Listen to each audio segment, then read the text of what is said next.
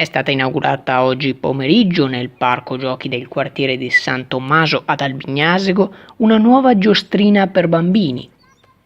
Ma non è una giostrina qualunque, bensì un gioco inclusivo che permette anche ai bambini in carrozzina di potersi divertire al parco come qualsiasi altro coetaneo.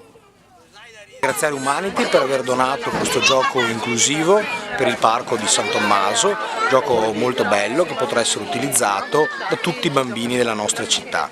Ed è un parco in più che ha questo tipo di giochi, dopo quello dei ferri inaugurato lo scorso anno, che ha delle giostre inclusive, anche degli attrezzi ginnici inclusivi, e al parco di Carpanedo, Parco Tosi, che avrà alcune strutture di questo tipo grazie ad un accordo, grazie ad un bando che abbiamo vinto con la Fondazione Cassa di Risparmio che finanzia questo tipo di interventi. Ad Albignasego ci teniamo molto, che nessuno rimanga indietro e soprattutto che tutti i piccoli cittadini del Albignasego abbiano le stesse opportunità.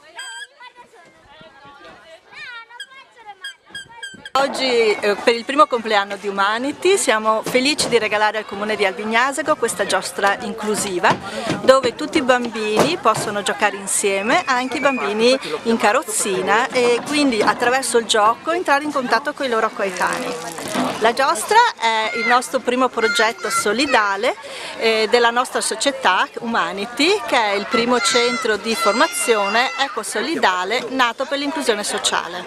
Un equo compenso ai docenti per una docenza di qualità. Solidale lo potete vedere oggi perché l'utile va a finanziare progetti solidali, e inclusione sociale perché la segreteria viene fatta da ragazzi con sindrome di Down, da rifugiati politici o da persone che vivono in fragilità.